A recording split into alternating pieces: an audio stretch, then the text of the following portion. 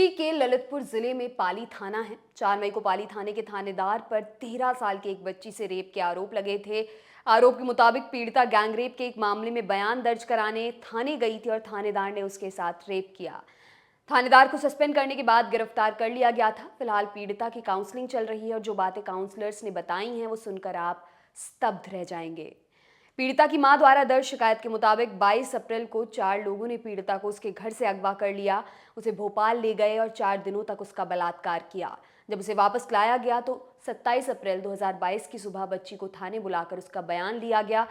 शिकायत में आगे आरोप लगाए गए हैं कि 27 अप्रैल की शाम पाली थाना के थानाध्यक्ष तिलकधारी सरोज ने बच्ची को कमरे में ले जाकर उसका रेप किया। बताया जा रहा है कि बच्ची की मौसी उसे थाने ले गई थी और बच्ची के माता पिता को इसकी सूचना नहीं थी। आरोप है कि लड़की का बलात्कार करने के बाद लड़की को उसकी मौसी को सौंप दिया गया।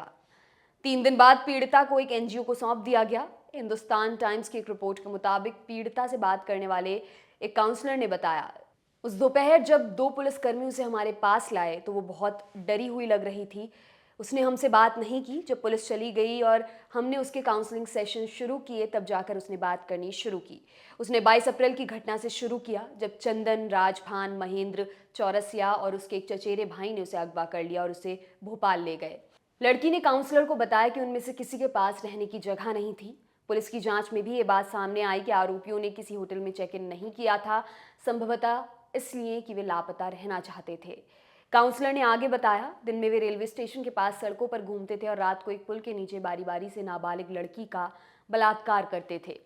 एनजीओ ने लड़की के हवाले से यह भी कहा कि एक आरोपी ने बंदूक रखी हुई थी और लड़की के माता पिता को जान से मारने की धमकी दी थी। काउंसलर ने आगे कहा, वह पूरे समय स्तब्ध रहती है, केवल एक पुल, कुछ गलियों, ट्रेन की आवाज़ और एक मस्जिद की अजान को याद करती है।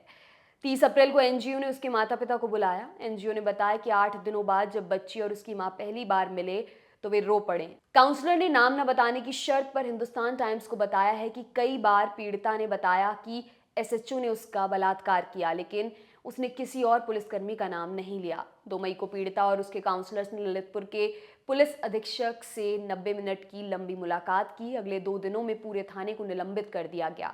एफआईआर दर्ज की गई। एसएचओ सरोज और 5 संदिग्धों को गिरफ्तार किया गया। आरोपी थानेदार 2 दिन पहले फरार हो गया था। कई जगहों पर छापेमारी के बाद आखिरकार 4 मई को उसे गिरफ्तार किया गया। आरोपी सरोज ने कहा है कि उसे फंसाया जा रहा है, वहीं अन्य आरोपियों ने भी आरोपों से इनकार किया है। आपके लिए खबर लिखी हमारे साथी सोम ने। मेरा नाम है दिव्यांशी। देखते रहिए ऑर्डिनरी। शुक्रिया।